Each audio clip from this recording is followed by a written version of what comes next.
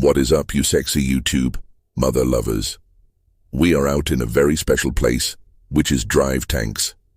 You can tell by the tank today, we're doing a video that I wanted to do for a long time. But now I finally have the tools and the hardware to do it. German machine guns of World War II, which is why I'm holding an MP40. I figure this probably isn't a bad place to start.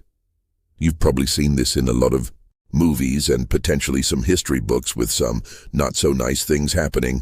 We're going to be shooting some cool today. So let's get started. Like I said, first up, the MP40 9mm submachine gun. Let's rock and roll. Open bolt. It's so easy to control, it's a sewing machine, just that nice slow cyclic rate. Very, very enjoyable to shoot. Goodbye, my Schmetterling. But real quick, today's sponsor is Sunaran Desert Institute. I get a lot of guys who ask me, Brandon, how do I get started in the firearms industry? Well, SDI might be a good place to start. It's great for somebody who's had an interest in firearm technology, like gunsmithing, firearm repair, shooting, sports management, pretty much anything in the gun industry. If that sounds like you might want to check them out. They have lots of online classes to make it super easy for you. So if you want to learn more, head on over to sdi.edu for more info. Thanks again to SDI. Back to the video, alright? So the MP40 is a very cool, very well-known submachine gun. This is great, but I like this. So what they did, they moved on kind of as war was developing. More small arms were coming about. This was, in my opinion, probably, I guess, the pinnacle of Hugo Schmeisser's work, which was the STG-44. This was basically the grandfather of all modern assault rifles, quote-unquote. So as you can see, it shares a lot of features with modern assault rifles as far as a intermediate cartridge pistol, grip select fire machine gun. Basically, this is your first modern infantry rifle, so it's really neat. It's really cool. I've never got to shoot one of these before, so I'm kind of geeking out a little bit. So you got your falling block bolt here. You can see how that unlocks as the bolt carriers push back, kind of like the AK. But we'll get to that. This is not an AK, damn it. I could do an entire video about that. I won't do it right now. But if you guys want to see it, I will do one. But like the AK, you've got your gas block here, long stroke, gas piston pushes it back, grabs that, disengages, the lock there in the back, reciprocates, resets, the hammer picks up another round, drops it, and then you're ready to keep going until this thing stops. This is exactly what I intend to do right now. This is going to be like a religious experience for me. This is my first time shooting one, so I'll try to be gentle. It's a machine gun. Come on, baby, for the fatherland. The fatherland is very disappointed in her. There she goes. Good girl. So obviously the STG-44 is a very, very cool weapons, a cool part of history, just like the MP40. But sometimes when you care to send the very best, you need a little bit more balls or a drum. We're now going to transition to personally what I think is going to be my favorite part, which is the German light machine gun, starting with, of course, the MG15. So the MG15 is like the grand pappy of the famous German light machine guns of World War II.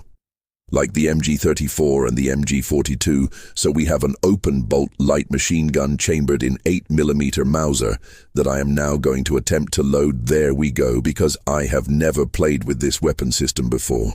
Cool, just rocks and locks in. That sounds familiar. Push that forward, lock it in. I think we're good to go. Going hot. Holy. That thing fires fast. Well, unless it doesn't fire, apparently. The MG15 doesn't like to play games. I think they call that gaslighting in 2020. So no, go. Just gotta send it 3, 2, 1, 3, 2, 1. Yep. There's another burn that is nifty when it works, alright, so I'm not gonna lie, that was pretty rad. But next we're moving along to the MG34. Now this one right here we can't shoot today because this is, well, it is a real MG34 parts kit. It was built on a dummy receiver, so this one probably not a good idea. If Kuchu probably wouldn't want to, but not to despair. We have one more, exactly, one more, but it's kind of a big one. You guys probably know what it is.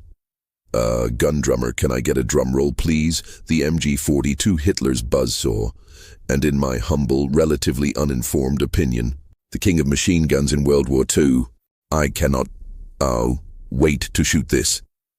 So one of the cool features that the MG42 has over some of its predecessors is, if you're laying down a lot of hatred at one time, your barrel gets pretty damn hot. So what you're going to want to do, swap the barrel, comes right out the side. Let me see if I can do this right. Put it back in there, we go, a little groove there, and there we go, slam it, shot ideally. You don't put the same hot barrel back in, you take the hot one out and you put a new fresh barrel in. This one's not hot. So we put the cold barrel back in because it's not hot. So this is a belt fit. So, or to load it, you have to pop the top here. Grab your belt. Those are up and there we go. Advance that. That sounded nice and positive. Here we go. Alrighty. Let's give her a shot. 3, 2, 1. Let's... Wow. That was so sick. In Spy Thrive that one kind of went all over. Well, that was good for blood flow to the crotch anyway. Guys, I appreciate you watching this video. If you like to see more stuff like this, if you want to see more individual stuff, we might come back out here, do a little bit more of a deep dive in some of this.